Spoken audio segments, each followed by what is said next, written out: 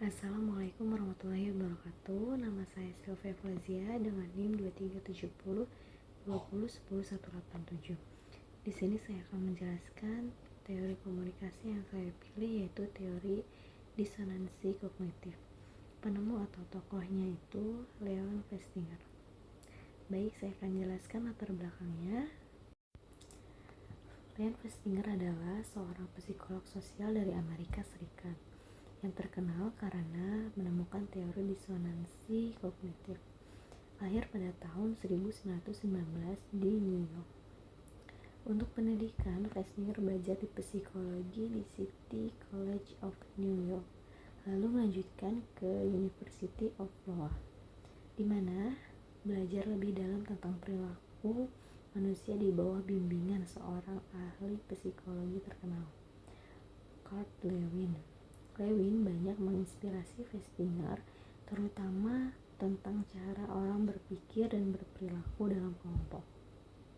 Pengalamannya banyak berkaitan dengan penelitian tentang bagaimana orang beradaptasi dengan informasi yang bertentangan dengan apa yang mereka percaya.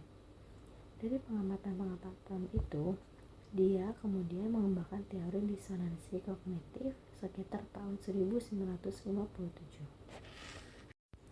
Selanjutnya itu yaitu paradigma. Teori disonansi kognitif menunjukkan karakteristik postpositisme dalam beberapa hal, yaitu pengakuan terhadap realitas subjektif. Meskipun teori ini bertujuan untuk menjelaskan pola perilaku yang dapat digeneralisasi, ia juga mengakui proses-proses subjektif dalam diri individu terkait kognisi dan emosi. Di sini juga ada tradisi komunikasi. Tradisi komunikasi yang terkait dengan teori disonansi kognitif adalah tradisi sosiopsikologi, karena menekankan pemrosesan mental individu, prediksi perilaku, dan pengaruh komunikasi terhadap sikap dan tindakan. Selanjutnya itu konteks histori penemuan teori. Teori disonansi kognitif Festinger tidak muncul secara tiba-tiba, melainkan berkembang dari serangkaian pengamatan dan penelitian. Salah satu inspirasi awal untuk teorinya berasal dari studinya tentang penyebaran rumor setelah gempa bumi parah di India pada tahun 1934. Pengamatan ini menjadi cikal bakal teorinya tentang bagaimana orang berusaha mengurangi ketidakkonsistenan dalam kognisi mereka. Selanjutnya itu ada konsep utama dan asumsi teori. Yang pertama, disonansi, yaitu merujuk pada konflik atau inkonsistensi, yaitu keadaan ketidakselarasan antara elemen kognitif. Yang kedua, kognitif, elemen kognitif yang terdiri dari sikap, persepsi, pengetahuan, serta keyakinan individu. Menurut Festinger, setiap individu memiliki elemen kognitif yang tidak terisolasi, melainkan saling berhubungan satu sama lain.